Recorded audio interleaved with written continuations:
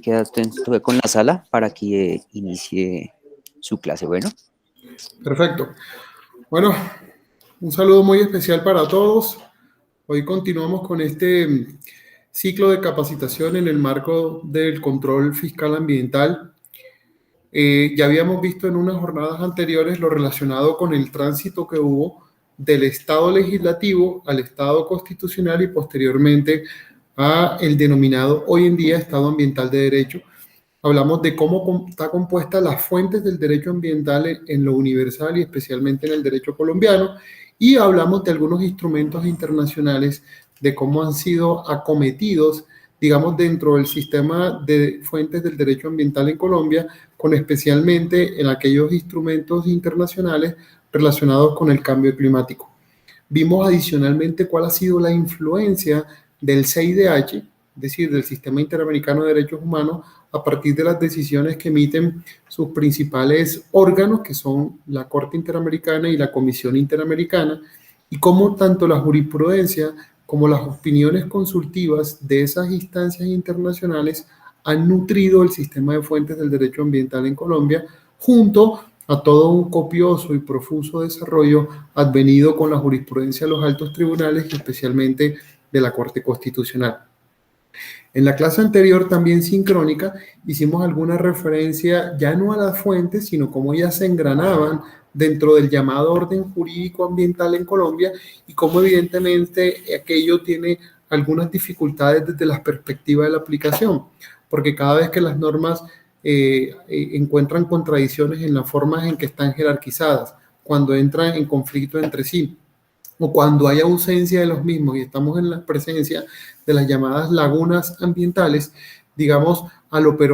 operadores judiciales, a los disciplinarios y por supuesto a los fiscales, les toca, digamos, acometer todo tipo de estrategias para poder solventar esas situaciones relacionadas con la prelación de normas, con la contradicción de las mismas y con los vacíos normativos que se presentan al interior del sistema nacional ambiental.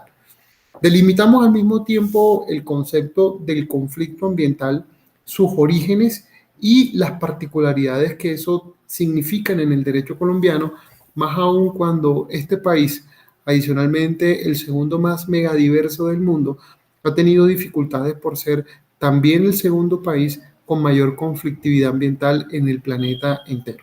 Y todos esos conflictos ambientales finalmente deben ser arbitrados por un tercero que en el caso de Colombia ha sido fundamentalmente el Poder Judicial el llamado a resolver ese tipo de conflictos, por supuesto coadyuvado con los roles que cumplen los organismos de control, especialmente Ministerio Público, Contraloría y Auditoría General de la República.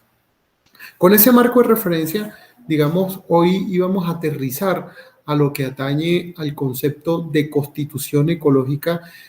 como fue la calificación que tuvo la Carta de 1991, en la medida que ha habido en su articulado una especie de verdificación, digamos, del texto constitucional. Y es una amalgama impresionante de textos o de artículos de contenido verde que le han dado ese calificativo a nivel nacional y a nivel internacional, donde la Carta de 1991, repito, ha sido denominada una verdadera constitución ecológica. Nosotros como país éramos un referente definitivamente aquí en América Latina, porque ningún estado tenía un estatuto, digamos, con una regulación a la protección a los recursos naturales quizás tan copiosa como lo había en el estado colombiano. Nosotros teníamos el decreto ley del año 74, que era el antiguo Código de Recursos Naturales y que de alguna forma fue una apuesta de futuro frente a las regulaciones sobre protección al medio ambiente que de alguna forma habían sido casi que extrañas o inexistentes en toda América Latina. Pero, digamos, el advenimiento de una nueva Carta Constitucional generó todo tipo de presiones en el Estado colombiano, no solamente desde la perspectiva internacional, sino de los movimientos pacifistas y de muchos movimientos al interior del Estado colombiano, de alguna forma por proteger con mayor contundencia los recursos naturales. Y eso de alguna forma pues viene unido digamos, a un patrón común que hubo en la década de los 70, donde hubo fundamentalmente dos vertientes. Hubo un proceso de codificación constitucional en muchos estados. Así, por ejemplo, lo hizo España con la Constitución del 78, que tiene una expresa protección constitucional al medio ambiente. Y hubo otras maneras de protegerlo donde no había una regulación explícita en el texto constitucional. Esa fue, por ejemplo, la experiencia de Estados Unidos y de Italia, que tienen, digamos, una protección fundamentalmente a partir de los desarrollos jurisprudenciales que tienen los tribunales en esos países en relación con la protección al medio ambiente o a la Pachamama o a la naturaleza, como está establecido en la Constitución de Ecuador. Los regímenes que hay acá en Colombia y que lo mismo se produjo en los otros estados americanos, hubo que se le diera un papel protagónico, un valor de privilegio, digamos, al estandarte ambiental, convirtiendo, digamos, a las constituciones que advinieron, digamos, en una profusa regulación derivada de los servicios ecosistémicos que prestan los recursos naturales a todo tipo de actividades, en el marco productivo, en el marco extractivo, en el marco, digamos, de la nueva forma de entender las relaciones hombre y naturaleza. Entonces, la Constitución de Panamá, la Constitución del Perú, también de la década de los 70, la Constitución chilena, y qué decir, ni qué decir la Constitución relativamente nueva del 2008, 2008 del Ecuador, del 2009 del Ecuador, donde más allá de decir que el ambiente requería una protección constitucional, se reconoce explícitamente a la naturaleza como sujeto de derechos. Y reconocer explícitamente a la naturaleza como sujeto de derechos, más allá, digamos, de lo que significa un desarrollo legal o constitucional como lo hizo Ecuador y como no lo ha hecho hasta ahora ninguna constitución del mundo. Bolivia tiene una ley de tierra, una ley sobre la tierra, pero no a rango constitucional, digamos, plantea desde la perspectiva de la teoría jurídica toda suerte de discusiones, similar a la que hubo en su momento cuando se decidía si se le otorgaba o no a las personas morales o a las personas jurídicas, asociaciones, corporaciones, empresas, la titularidad de ser sujeto de derechos, y que por supuesto esto correspondió a una discusión filosófica y jurídica que advino hace 2 siglos.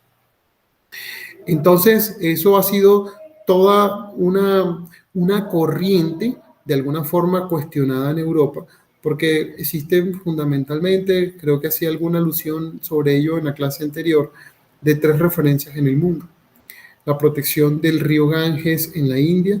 la protección de otro ecosistema acuífero en Nueva Zelanda, y lo que comenzó a surgir aquí en América Latina a partir de esa protección constitucional explícita en la Constitución del Ecuador, artículos 71 y 72, a la naturaleza, y 2, lo que en su momento fue la declaratoria en Colombia del río Atrato como sujeto de derechos, y como lo he venido machacando hasta el cansancio,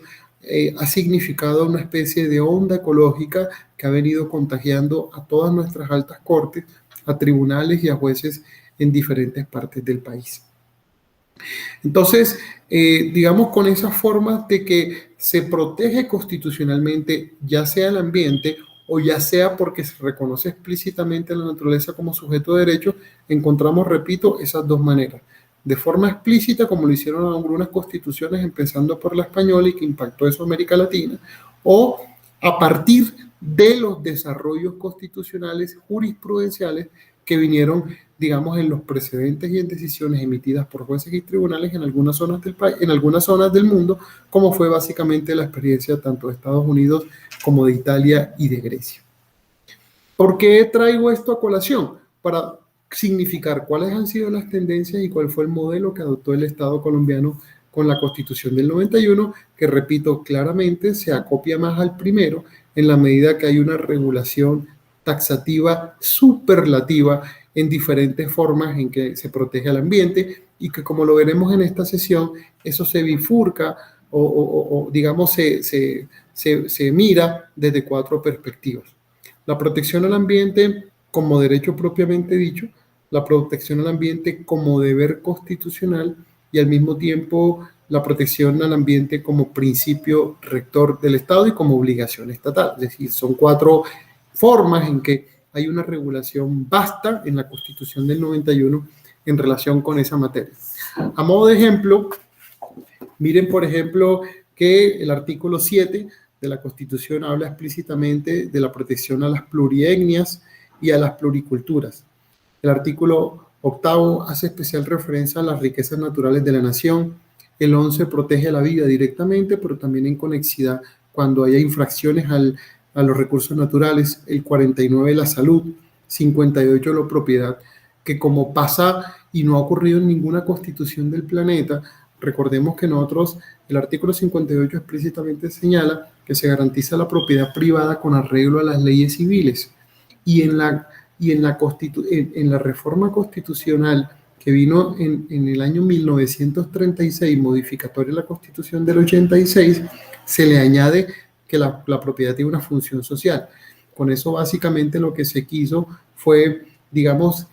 restringir esa mirada individualista de los derechos individuales y especialmente el de propiedad, donde siguiendo, digamos, la tradición romana se tenía sobre las cosas el jus utendi, jus frutendi y el jus abutendi, derecho al uso, al fruto y al abuso. Y en ese contexto lo que se quería era sintonizar ese ejercicio del derecho a la propiedad con la función social que le es inherente a la atribución del dominio sobre los bienes.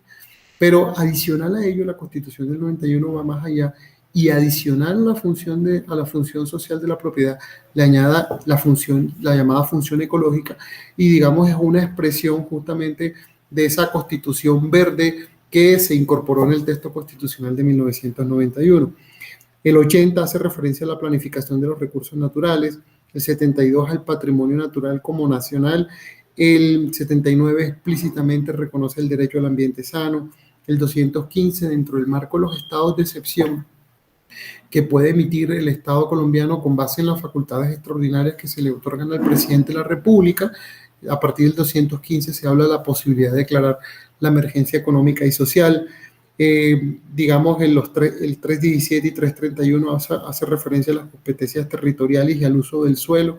la función social y ecológica de la empresa, entre una vastedad de artículos, digamos, que denotan esa conciencia ecológica que, repito, fue consagrada en la Carta Constitucional de 1991. Entonces, claramente se entiende que esta protección a los recursos no se viene a erigir en un amor platónico a la madre naturaleza, sino a una necesidad socialmente sentida en el Estado colombiano que requería respuestas. Pero esas respuestas no solamente derivan de la incorporación constitucional en esta vastedad de artículos, algunos de los cuales les he traído a cuento, sino a un accionar decidido de las tres ramas del poder público, donde, como hemos venido diciendo en momentos anteriores, el Poder Judicial ha tenido un rol superlativo, mayúsculo, protagónico, si se quiere, donde ha tomado las banderas en la defensa de los recursos naturales. Ya veremos si eso ha sido beneficioso o no, si eso ha significado sí o no una especie de invasión de las órbitas propias de otras entidades de derecho público, como son especialmente el órgano legislativo y el órgano ejecutivo. Entonces, digamos que ese mandato constitucional ha sido un factor globalizador, integrador y reglador de la conducta para sintonizarlas con las nuevas maneras en que se debe interactuar con la naturaleza. Entonces, la primera consideración de la Constitución ecológica es, repito, que se convierte en una verdadera obligación estatal.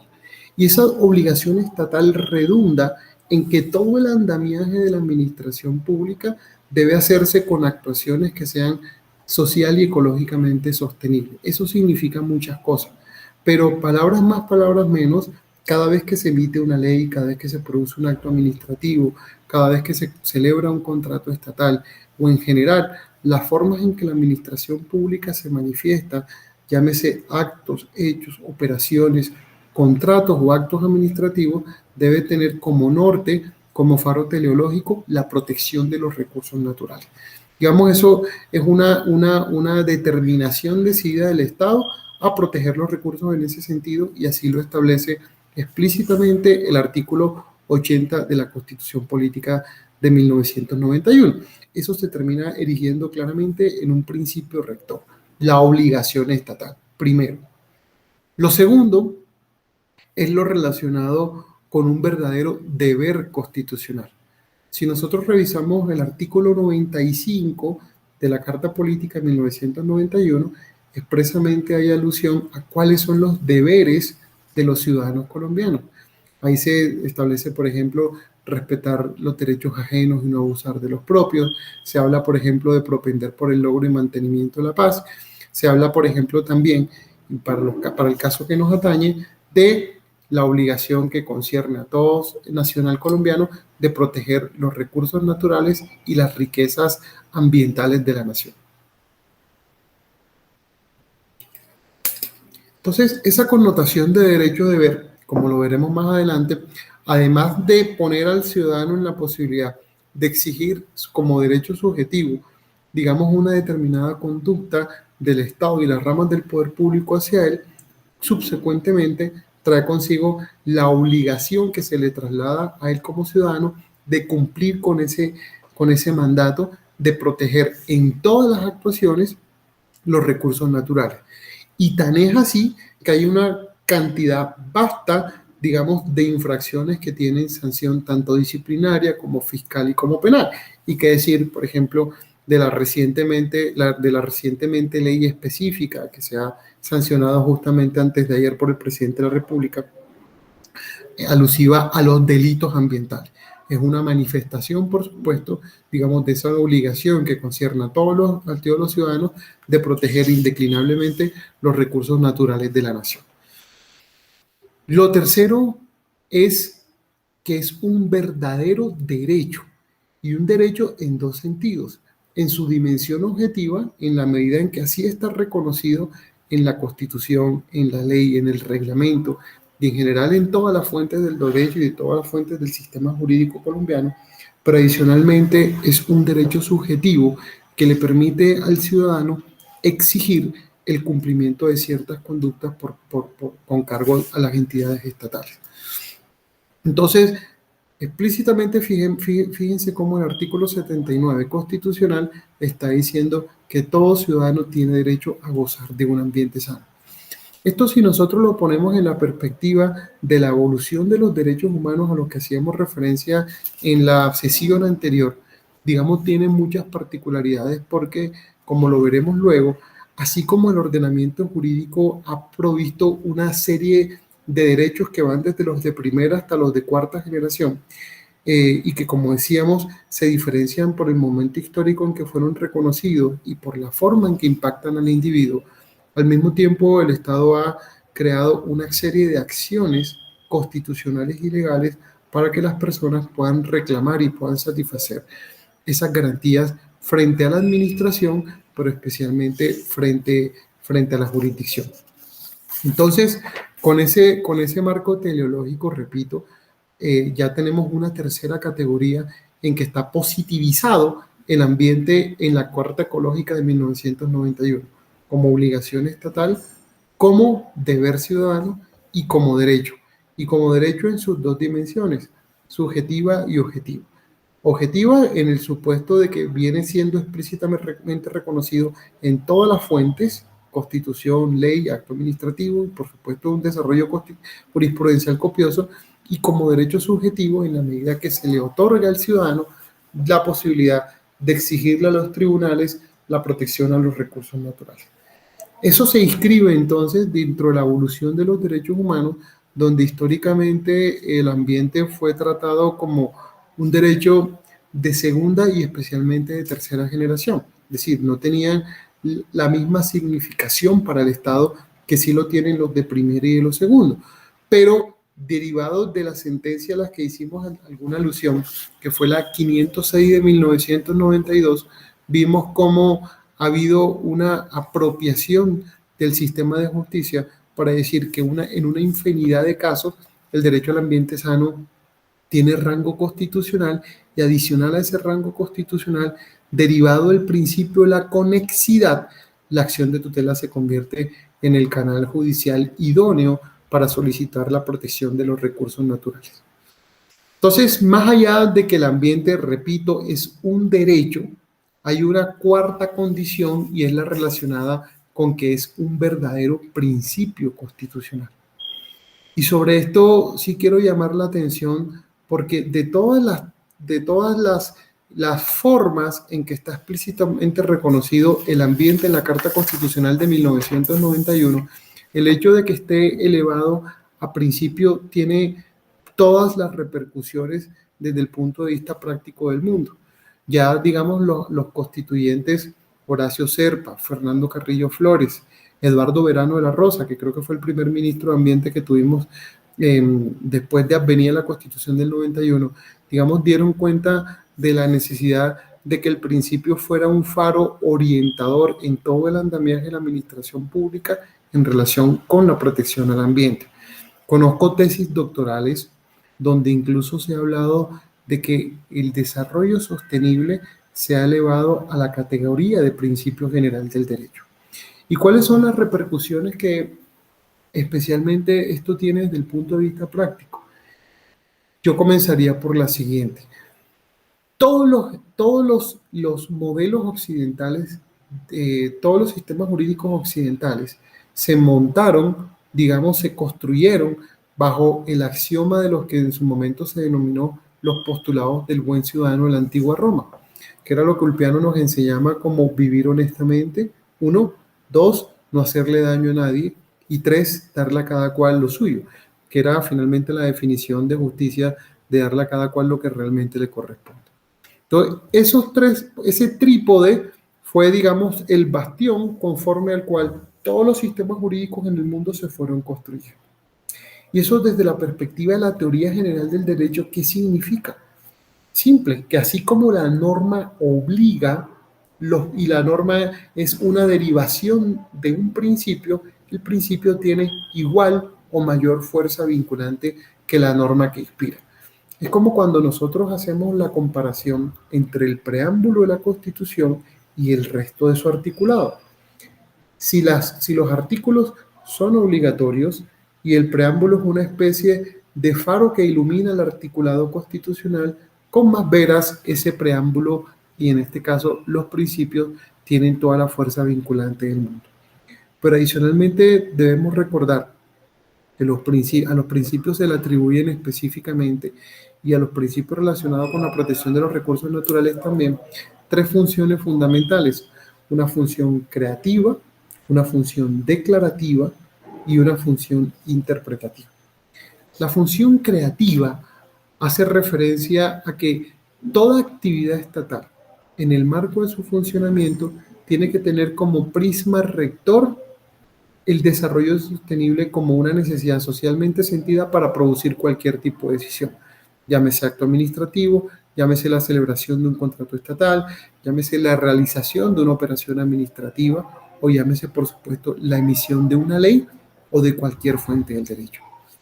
Eso por una perspectiva, por una parte. Y si nosotros vemos, eso se traduce en que la mayoría de estos actos y de estos contratos, si nosotros vemos los considerando con la motivación de los mismos, tiene como fundamento teleológico justamente dejar explícito la protección a los recursos naturales y así queda consignado en las diferentes normas jurídicas que disciplinan o no disciplinan el ambiente. Lo segundo es en su función integrativa. Y la función integrativa hace referencia a, como lo veíamos en una clase anterior, que lo que atañe a algunas fisuras que quedan en la regulación ambiental se resuelvan con base y conforme justamente a este principio relacionado con el desarrollo sostenible. El doctor Oscar Darío Maya, actualmente consejero de Estado, y que anteriormente se desempeñaba como Procurador Nacional Delegado para Asuntos Ambientales en la Procuraduría General de la Nación, tiene una tesis doctoral sobre el principio de proporcionalidad en la gestión ambiental y, digamos, la amalgama que hay entre conservación y desarrollo sostenible o desarrollo sustentable. Y finalmente se parte de una premisa que de alguna manera ilustra muy gráficamente la situación. Y es que ser sostenible no es fácil. Y no es fácil porque de alguna forma todas las actividades humanas, queramos o no, generan impactos al ambiente. Cuando estamos, por ejemplo, en una actividad académica, los colegios evidentemente generan contaminación por ruido, más allá, digamos, de las contaminaciones propias derivadas del andamiaje del funcionamiento de cualquier institución académica. El funcionamiento de un hospital, que de alguna forma significa una protección a la salud y a todos los atentados contra la integridad de la persona, generan todo tipo de residuos y especialmente residuos hospitalarios que tienen un tratamiento absolutamente especial. Y así con cualquier actividad humana, evidentemente genera impacto. Entonces, conciliar eso de alguna forma con un crecimiento sustentable y sostenible en el tiempo, evidentemente no es sencillo y eso implica, repetimos, toda una determinación del Estado. Y esa tesis doctoral da cuenta de cómo el ambiente, pero especialmente el desarrollo sostenible, se erige en no solamente una verdadera fuente del derecho, sino adicionalmente en un principio general, y ya voy a abordar esto en toda su dimensión. Y la tercera función que se le atribuye al desarrollo sostenible como principio general es la interpretativa, y es echar mano del llamado principio pro natura, según lo cual, así como hablamos del principio pro homine o el principio pro actione, donde se permite la ley favorable, por ejemplo, en toda causa donde hay alguna interpretación, donde una sea tentatoria del ambiente y una sea en beneficio de la misma, se trata de privilegiar aquella que comulgue más con la conservación de vida de los recursos naturales. Pero ¿qué implicaciones tiene para el derecho hablar de que el desarrollo sostenible es un principio general?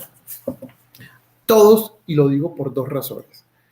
Lo primero es que hablar de que el desarrollo sostenible es un principio general del derecho, de entrada implica una afectación al sistema tradicional de fuentes nuestro, porque estamos de alguna manera impactando el artículo 230 de la Constitución Política, que dice que los principios solamente son un criterio auxiliar de la actividad de los jueces, y cuando estamos hablando de alguna manera de operadores disciplinarios, operadores fiscales, estamos hablando de jueces en sentido amplio. Pero resulta y pasa que los principios generales del derecho, como lo abordábamos en clase anterior, dan cuenta de, digamos, de aquellos postulados de la lógica puestos al servicio de la ciencia jurídica y que de alguna manera tienen una validez universal independientemente de que estén reconocidos o no estén reconocidos en el ordenamiento jurídico. Así lo señalaba el Tribunal Federal Suizo en los años 60, cuando decía que los principios generales eran una especie de estandartes metajurídicos que informan el derecho positivo a falta de legislación. Eso para significar que la validez de los principios generales no deriva de que tengan o no tengan incorporación expresa. Pero lo más importante es que hoy incluso los ordenamientos jurídicos ya lo vienen haciendo tanto legalmente como constitucionalmente. Cuando nosotros vemos, por ejemplo, en el Código de Comercio, la prohibición al abuso del derecho, la teoría de la imprevisión, la prohibición del enriquecimiento sin causa, son formas en las que el derecho demuestra la necesidad de positivizarlo, pero la no positivización no es óbice para que los tribunales puedan reconocerlo en una determinada sentencia judicial. E incluso la Constitución del 91 también lo hizo. Habla, por ejemplo, en el artículo 58 al que hacíamos referencia sobre la protección a la propiedad privada con arreglo a las leyes civiles. Ahí está la protección a los derechos adquiridos. Por otra parte está, por ejemplo, el relacionado con la prohibición del abuso del derecho en el artículo 95 constitucional, cuando se dice que todo ciudadano deberá respetar los derechos ajenos y no abusar de los propios.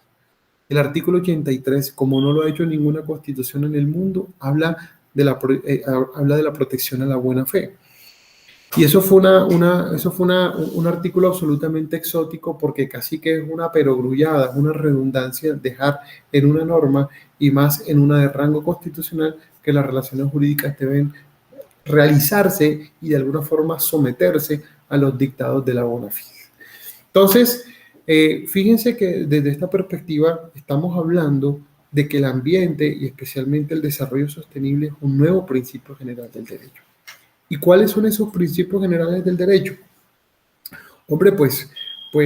a pesar de que cada disciplina jurídica tiene sus propias reglas principalísticas, y basta que veamos cualquier codificación, cualquier código para que en los primeros artículos estemos mirando, digamos, ese sesgo principalístico, que son las reglas que inspiran el resto del articulado de la determinada norma.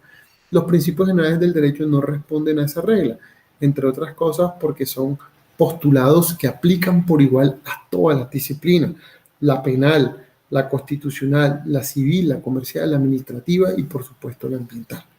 Y dentro de esas reglas, de esos axiomas están: 1, la prohibición del abuso del derecho; 2, la teoría de la imprevisión; 3, la prohibición del enriquecimiento sin causa; 4, la protección a los derechos adquiridos; 5, la prohibición del enriquecimiento sin causa; 6, el fraude a la ley; 7, el principio de conservación de los actos jurídicos, que se refiere a que en los momentos en que se produce una circunstancia, el derecho prefiere que el acto prevalezca y no que perezca. Es el horror comunis facie juris, como decían los romanos, el denominado error común creador de derecho.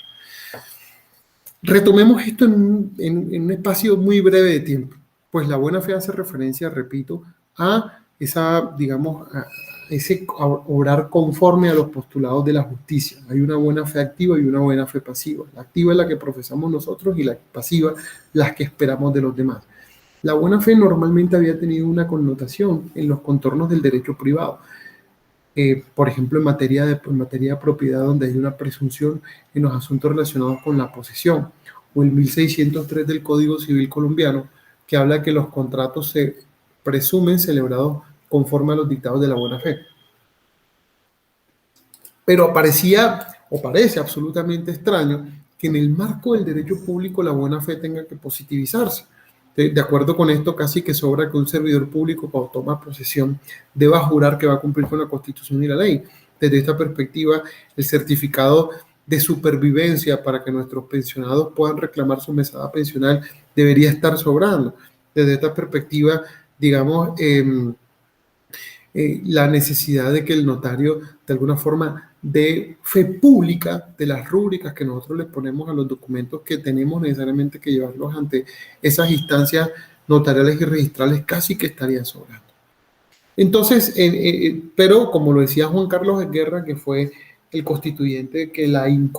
hizo incorporar en la Constitución del 91, partía de un supuesto, y es que no positivizarla da cuenta de que las relaciones jurídicas nacerían viciadas, y eso para el tráfico jurídico podría tener todas las consecuencias desafortunadas del mundo. Y en el marco del derecho público, el principio de la confianza legítima, digamos, ha tenido un papel absolutamente superlativo en las relaciones particulares con la administración. Y en la materia ambiental, pues también tiene todas las implicaciones prácticas, porque, por ejemplo, cuando hay un permiso que se está otorgando, o cuando hay una licencia ya concedida y de alguna forma la administración no ha hecho lo que no le corresponde, hay los litigios derivados de si es una actuación dimanante de la buena fe o no, pues son absolutamente todo.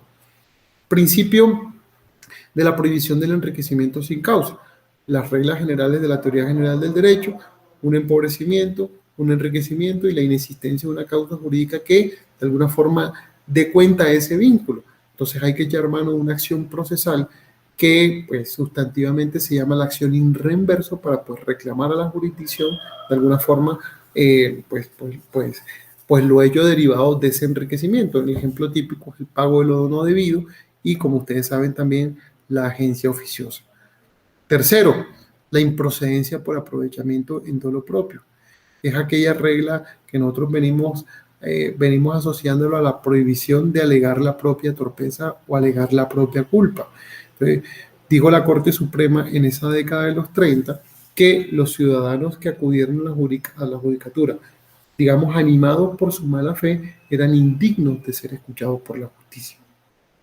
También tenemos el postulado relacionado con la protección a los derechos adquiridos, que en materia ambiental tiene todas las implicaciones del mundo, y en los temas mineros, en los temas forestales, en los temas de propiedad, de alguna forma ha dado las grandes discusiones en el Estado colombiano, y los pronunciamientos que en sede de tribunales internacionales esto ha generado y va a seguir generando son todos. Cuando estamos discutiendo si un título minero dio lugar sí o no a un derecho adquirido. Cuando estamos determinando si una licencia en una concesión de aguas dio derecho sí o no a un derecho adquirido. Donde si estamos discutiendo si un licenciamiento ambiental dio lugar sí o no a un derecho adquirido, porque aquí el derecho adquirido en su dimensión real se relativiza.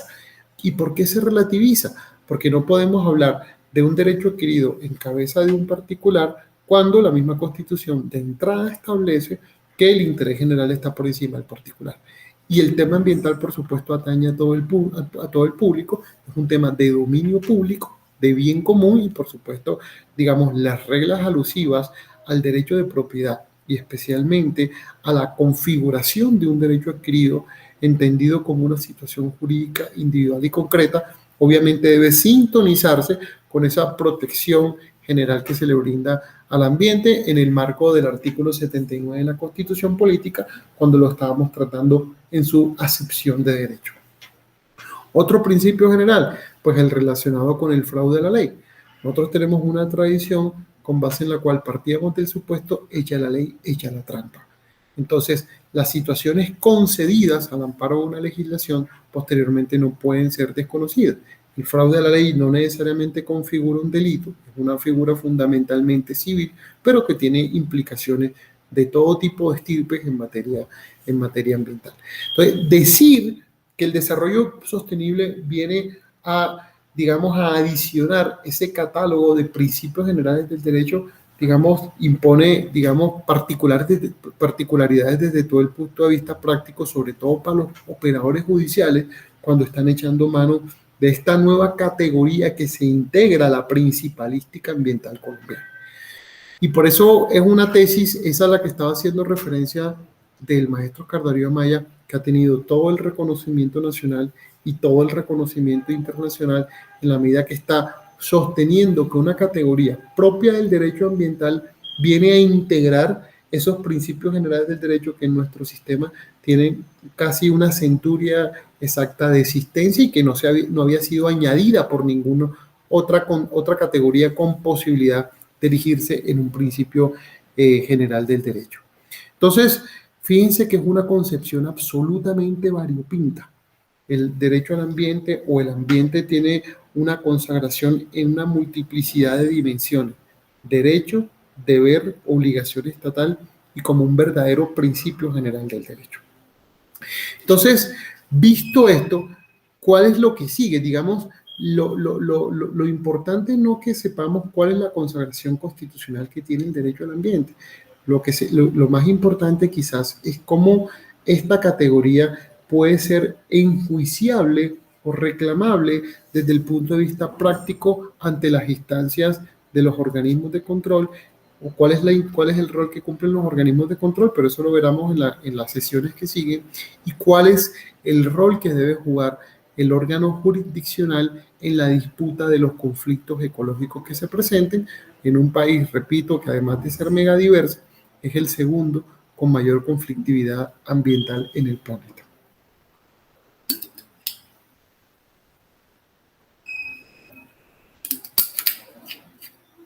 Entonces, digamos, lo curioso y lo transformador, lo de avanzada que viene con la Constitución del 91 es que además a explicitar algunos derechos, digamos, crea un catálogo de algunas acciones constitucionales, por supuesto, que se moldean a esa protección de los recursos naturales. Entonces, lo que quiero significar es que la protección judicial al ambiente, cuando han sido insuficientes los mecanismos de naturaleza administrativa para acudir directamente a la jurisdicción, son de todo tipo. Ahora, con la ventaja de que en el nuevo CEPACA,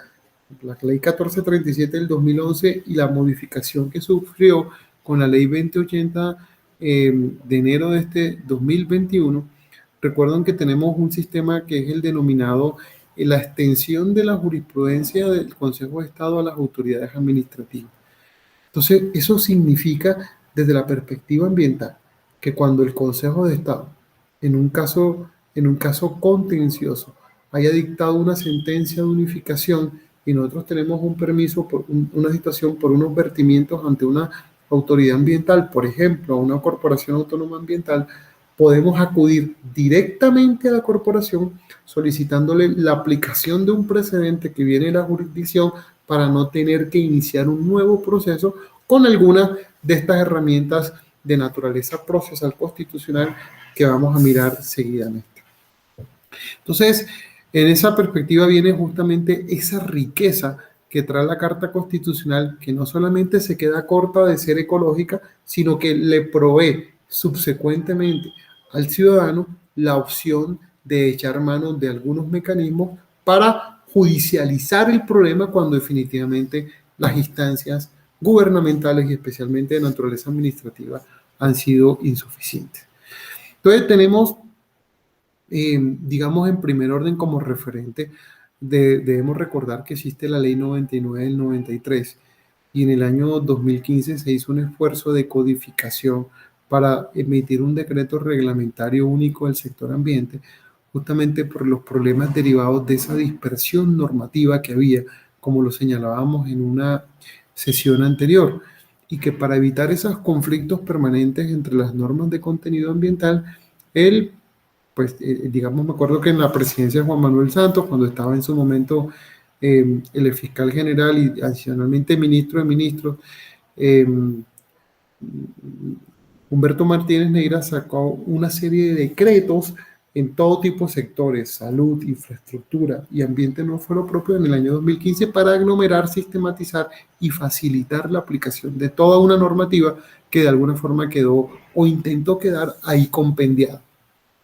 Eso tiene otras dificultades porque a veces el abogado litigante o a veces, digamos, el funcionario que ejerce el control fiscal ambiental o el control disciplinario ambiental tiene dificultades de si le deben invocar la norma compilada o las dos.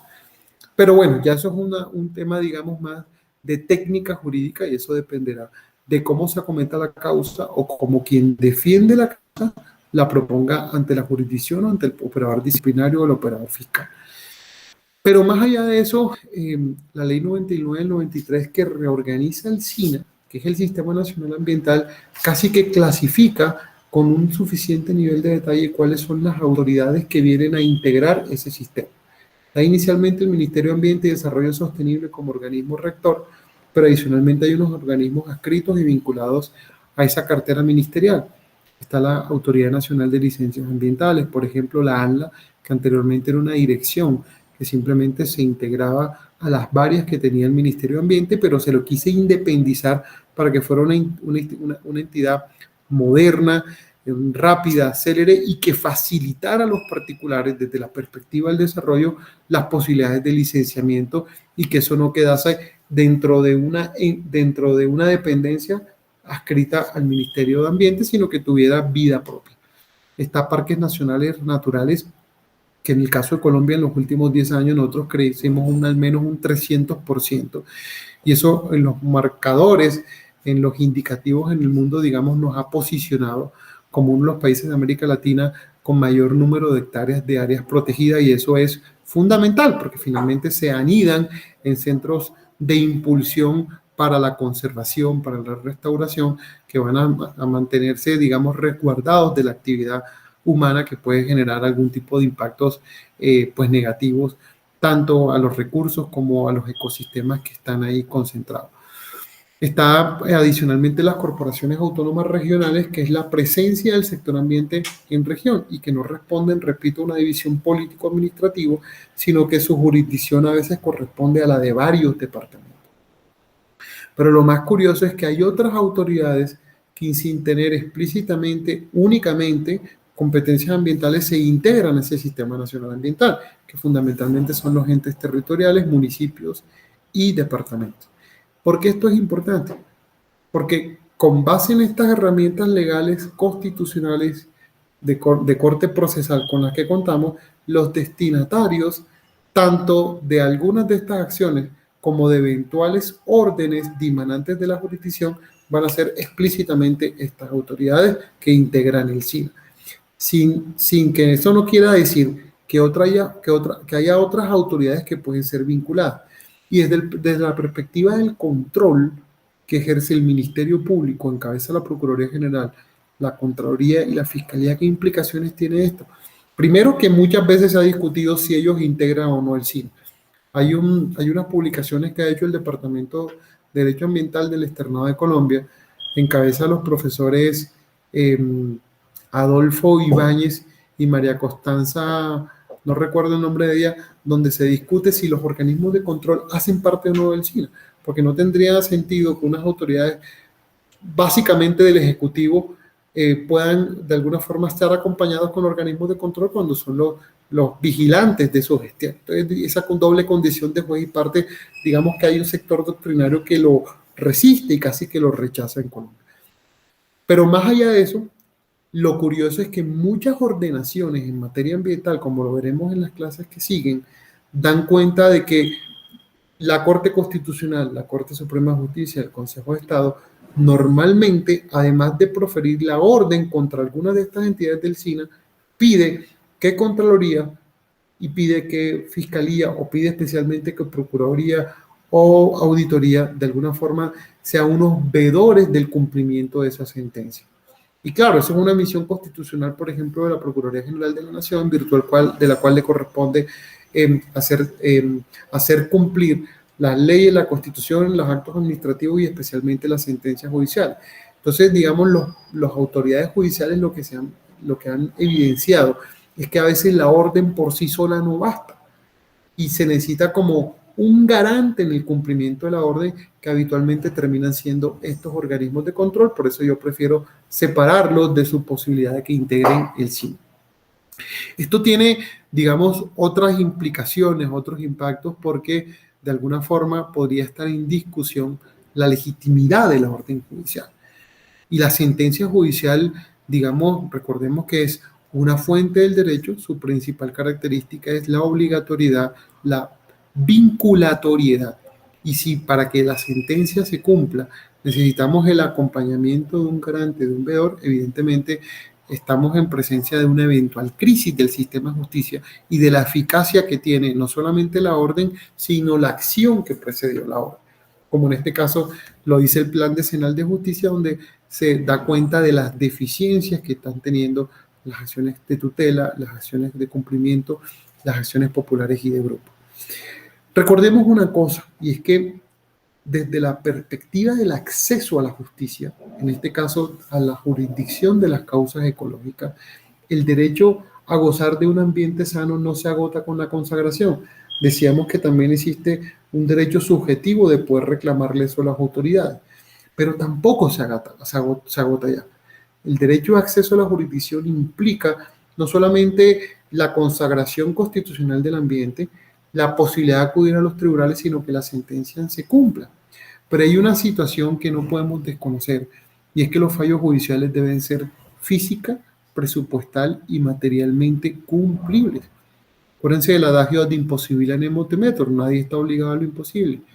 Y en muchas de estas sentencias judiciales, como lo veremos en otras sesiones, digamos, hay una multiplicidad de órganos con un contenido absolutamente estructural que casi que pone contra la pared a las autoridades administrativas y que en algunas ocasiones las conmina a hacer apropiaciones presupuestales que, por ejemplo, pueden violar el principio de legalidad presupuestal. Casi que la orden judicial termina siendo una invitación a que cometan una conducta irregular y eso tiene sus dificultades. Pero, repito, hablaremos más adelante sobre eso. Pero aquí cierro diciendo que el acceso a la jurisdicción de las causas ecológicas no solamente es la posibilidad de demandar con alguno de los remedios constitucionales que ya revisaremos, sino adicionalmente que la sentencia que se emita en el marco del ejercicio de esa demanda judicial también se cumple. Y ese es uno de los grandes retos que en este momento tenemos acá en el Estado colombiano.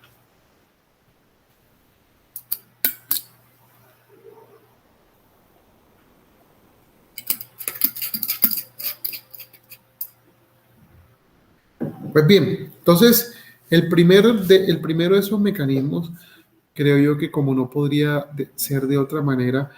es el asociado a la acción de tutela. Pues como sabremos, pues la acción de tutela casi que viene a ser la estrella de la Constitución de 1991, prevista inicialmente para la protección de garantías de naturaleza fundamental. Pero la fundamentalidad de los derechos, digamos, ha venido increciendo de una forma muy significativa.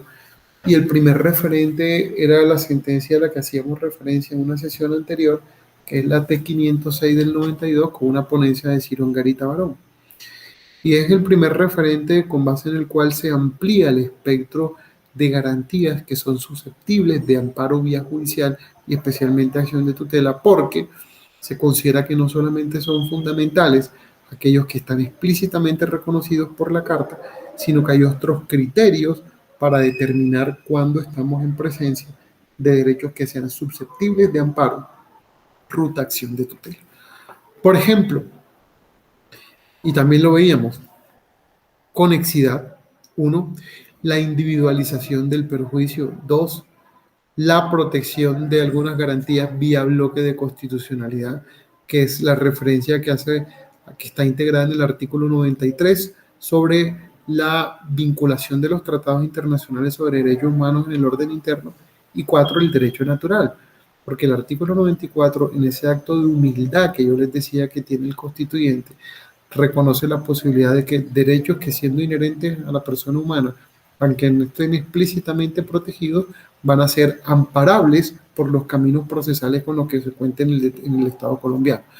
Y a modo de ejemplo, creo que les traía como situación especial en relación con el ambiente, lo relacionado con la protección constitucional al agua como un derecho fundamental que anteriormente era una situación conexa con el derecho al ambiente.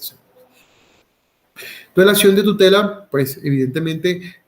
prima facie se convierte en la principal estrategia para proteger este tipo de garantías sobre la base de que individualicemos el impacto que está generando una situación ambiental y que la sepamos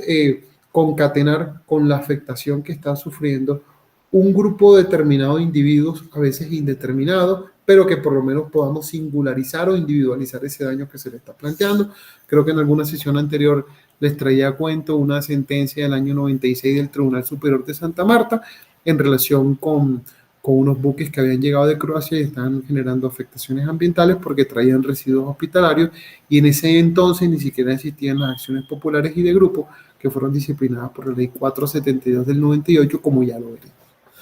Entonces, la acción de tutela, que fue la más profusa en desarrollo constitucional según lo reguló el artículo 86,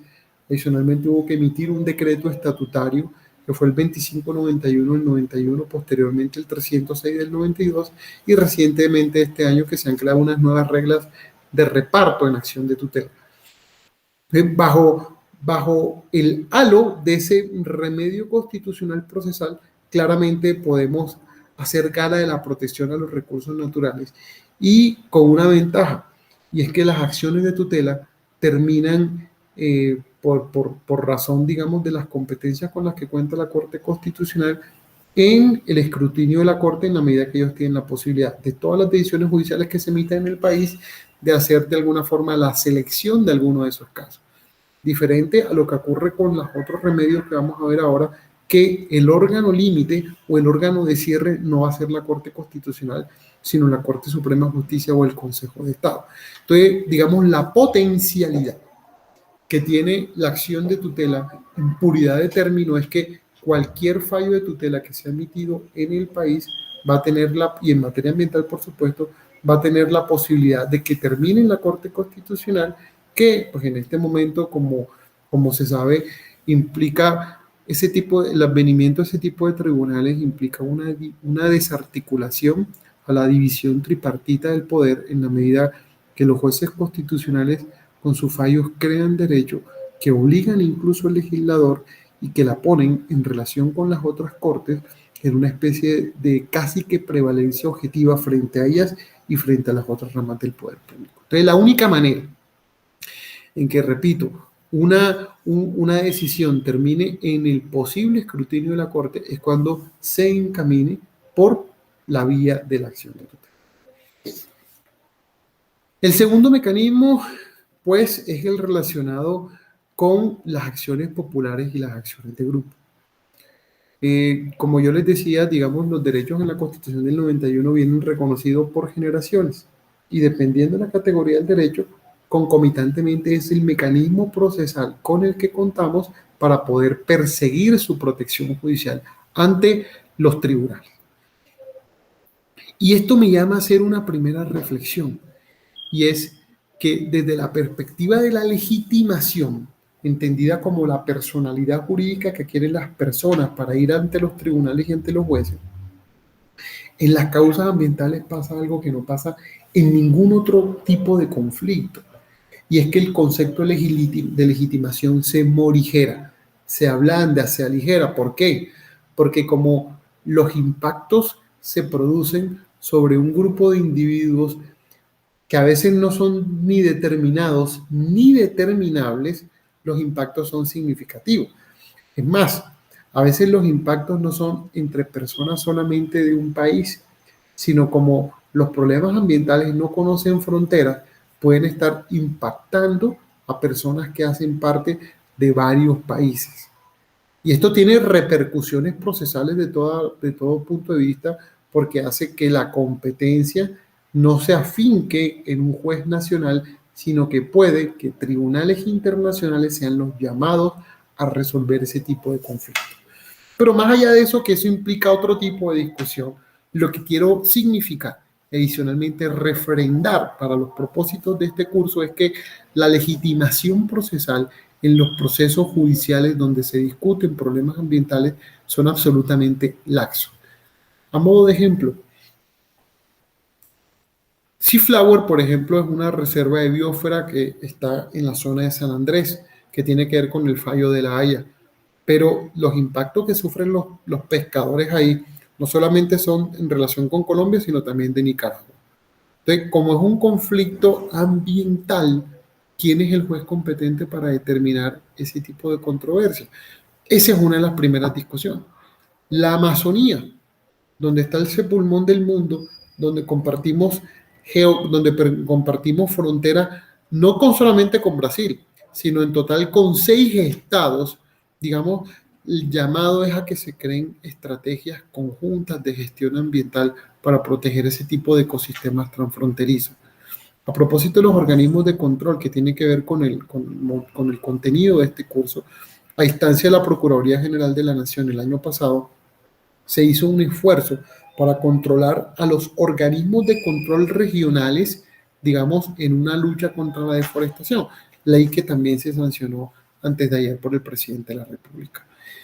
¿Y qué implicaciones tiene esto? Justamente la universalidad del problema ambiental, porque el problema ambiental obviamente no viene ligado con las fronteras políticas de un estado, porque el ecosistema no se acaba acá, el ecosistema sigue a otros estados que implican estrategias, digamos, de conservación conjunta, que a veces supera las posibilidades, evidentemente, de las autoridades nacionales y las autoridades regionales. Entonces, en la acción popular,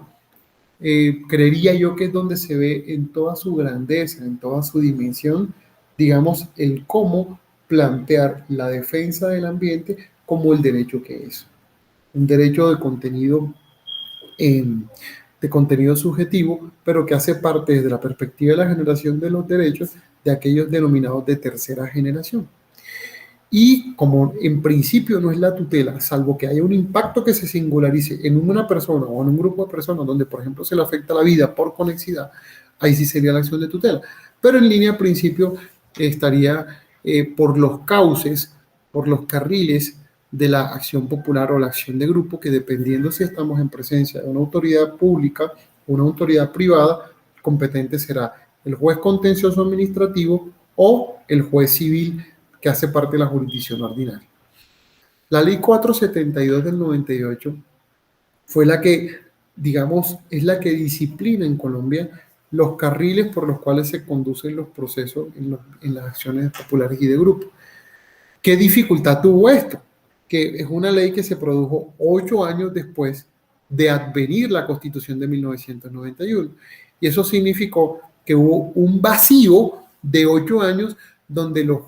las personas no tenían cómo reclamar judicialmente los derechos, por ejemplo, los de contenido ambiental. ¿De cuál fue la gesta en esa decisión que yo les acabo de traer a cuento del Tribunal de Santa Marta? Que utilizó la tutela como carril procesal para proteger derechos de tercera generación, a pesar de que es la acción popular y de grupo la vía idónea, pero todavía no está reglamentada. ¿Qué particularidad tuvo esa acción popular y de grupo? Que vino a ser lo que se denomina en Colombia una derogatoria orgánica o por reglamentación integral, que es a la que refiere el artículo tercero de la ley 153 de 1887, que dice: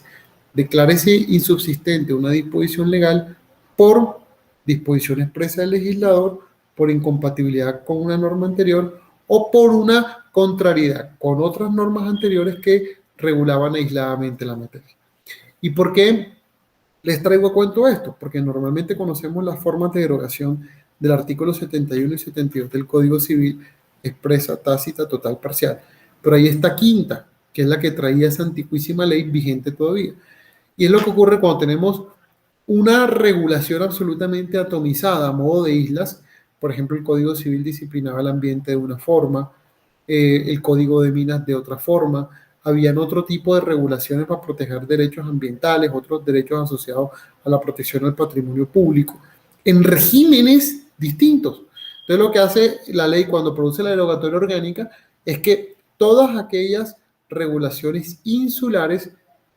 caen y ceden para integrarse y que las cosas de alguna forma se acometan a partir de un nuevo referente que reglamenta integralmente todo. Eso fue lo que hizo la ley 472 de 1998, que desde la perspectiva del ambiente es la ruta, repito, más idónea por de alguna forma concatenarse con la naturaleza de derecho de tercera generación que tiene la protección a los recursos naturales. La otra acción es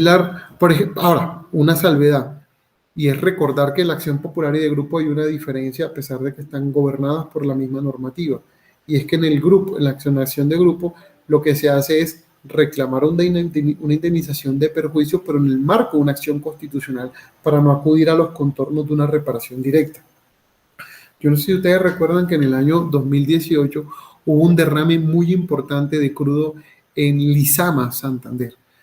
digamos por unas afectaciones que en su momento se le atribuyó a Ecopetrol y algunas de las personas de algunas de las empresas que fueron subcontratadas por Ecopetrol, y generó uno de los desastres naturales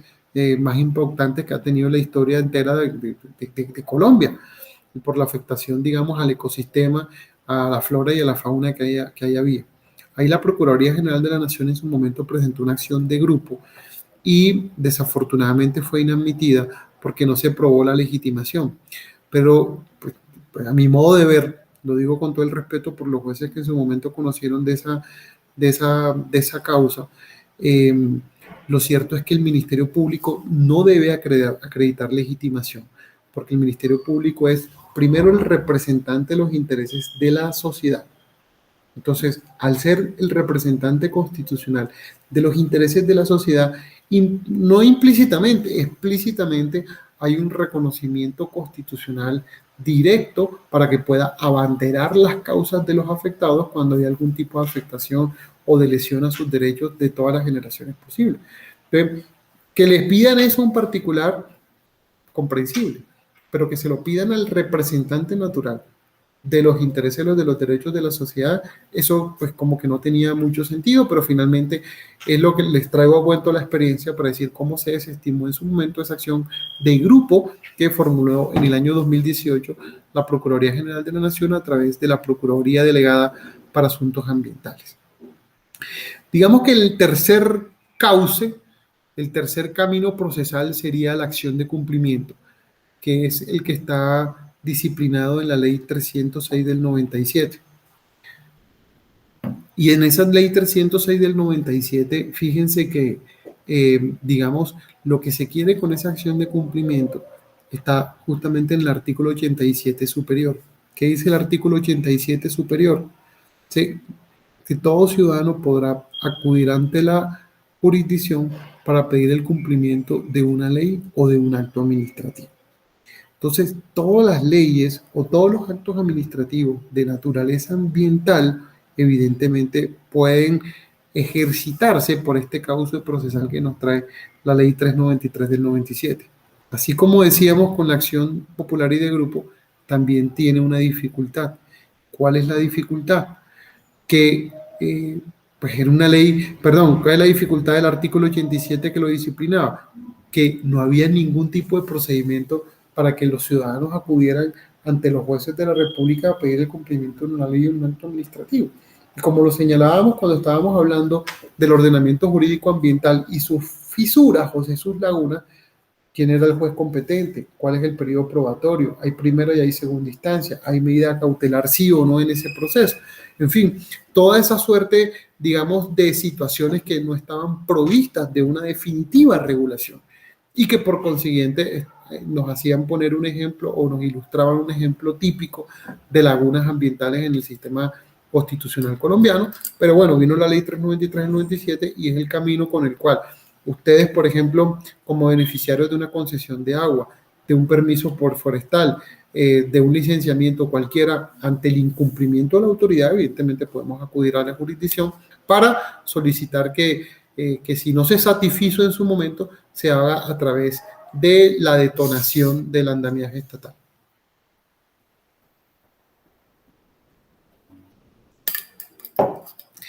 Cuarto camino es el relacionado, por supuesto, con la nulidad. Y esto evidentemente se viene a apropiar, se viene digamos, a ajustar a lo que veíamos en otra sesión relacionada con la jerarquía de las normas ambientales. Y es que nosotros cuando veamos que existe una contrariedad, una contradicción entre una norma administrativa ambiental y una ley, podemos perfectamente acudir a la jurisdicción contenciosa administrativa buscando que se declare la ilegalidad del acto administrativo que es desconocedor de una norma que en materia ambiental esté por encima y que de acuerdo a las reglas de validez del sistema jurídico sea la que provee de validez formal y material a ese acto administrativo que nosotros estamos enjuiciando. Y es, por ejemplo, pues lo relacionado con espacio público, con licenciamiento. Muchas veces se piden actos que son abiertamente ilegales y desconocen normas que están consagradas tanto en el Código de Recursos Naturales como especialmente en la Ley 99 del 93. Ese, por ejemplo, es un estandarte típico que da lugar a que acudamos a la jurisdicción buscando que sean nulitadas o que sean declaradas ilegales algunas de estas decisiones administrativas en materia ambiental. Y la otra es la persecución de la inconstitucionalidad de la norma. Es decir, cuando el legislador produzca reglas de derecho que sean antinómicas con la protección ambiental que provee la Constitución, evidentemente pues es necesario pues que la Corte Constitucional deje sin efectos ese tipo de regulación. Y aquí en el Estado colombiano han pasado todo tipo, digamos, de decisiones de contenido ambiental que han sido declaradas inexequibles o que han sido declaradas no ajustadas a la Carta Política, y es el ejemplo típico, por ejemplo, en materia de consulta previa. Cada vez que se emite una decisión administrativa o una ley y no se satisfizo el procedimiento de consulta previa, es decir, de consultar a las comunidades afro, a las comunidades indígenas que van a ser afectadas por una norma de contenido ambiental, pues la Corte ha dejado ese tipo de pronunciamientos sin efecto. Yo recuerdo, por ejemplo, para traerlo a cuento, cuando se produjo la Ley 1152 de 2007, que fue el llamado Estatuto de Desarrollo Rural y que trató de alguna forma de dejar sin efecto la antigua Ley 160 del 94. Y esto trajo una particularidad, que es de los casos más tangibles donde se aplica el principio de la ultraactividad de la ley. Porque fíjense que nosotros teníamos la Ley 160 del 94, que era la que gobernaba todas las actuaciones de tierra en el país. Viene la Ley 1152 de 2007. La Ley 1152 de 2007 es derogatoria a esta, pero hay una sentencia de la Corte Constitucional que declara inexequible esta. ¿Eso qué trajo como consecuencia? Que la Ley 160 del 94, que había sido derogada, superviva y resucita. Es decir, es la supervivencia de la ley después de su deceso jurídico y es de los casos más atípicos que ha pasado, digamos, en la historia normativa colombiana, porque por razón de un pronunciamiento de inexequibilidad de una norma derogatoria de la norma anterior recobró su plena vigencia.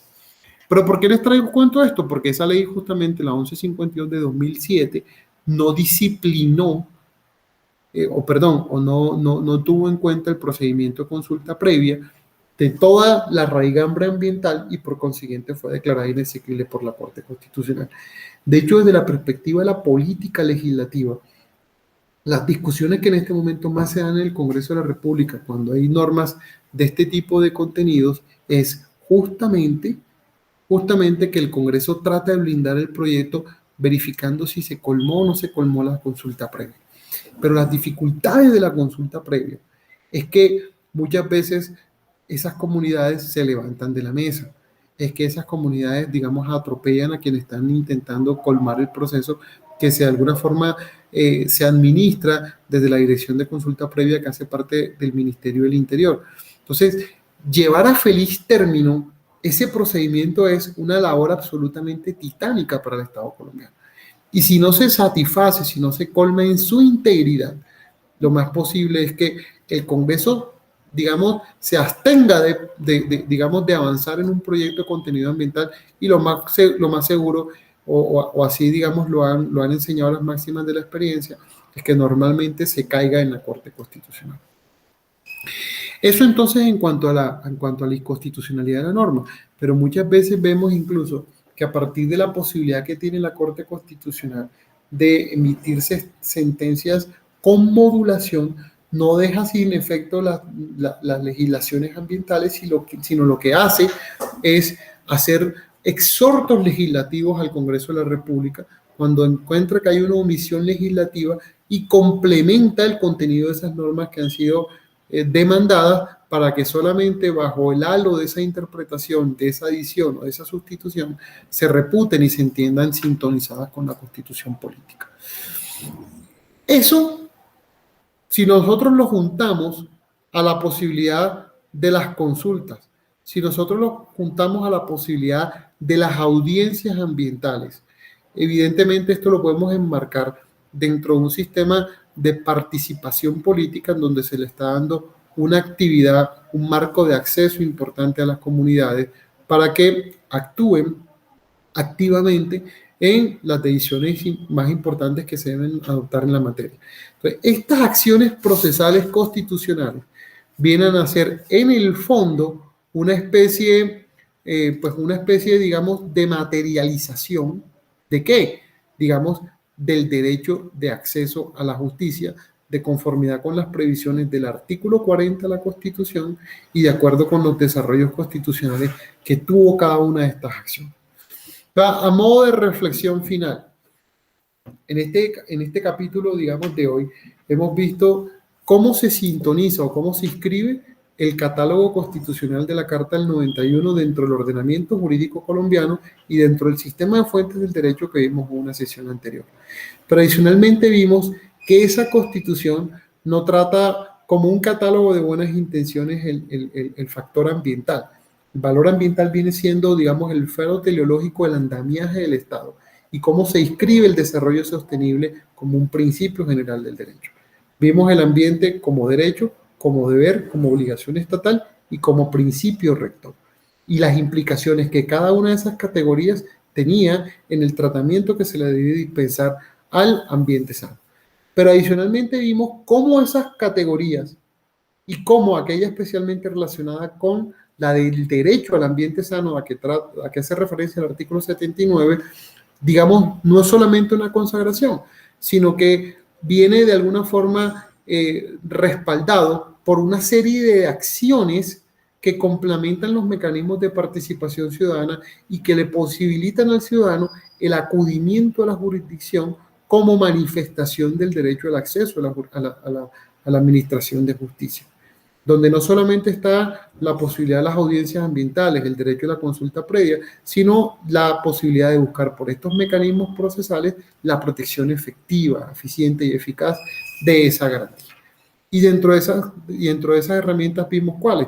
la acción de tutela, las acciones populares y de grupo, la acción de inconstitucionalidad y la acción de nulidad, sin desestimar, por supuesto, el control por vía de excepción, al que hicimos referencia en unas sesiones anteriores, donde podíamos buscar la inaplicación de una norma si la encontrábamos disconforme con una de superior jerarquía, y si lo es en materia ambiental, por supuesto que también aplica. Entonces, nada, muchas gracias por su atención y Nos vemos en lo que sigue con el módulo 3, donde empataremos ya esto con el rol que asume la judicatura en la protección de los recursos naturales en nuestro país. Muchísimas gracias.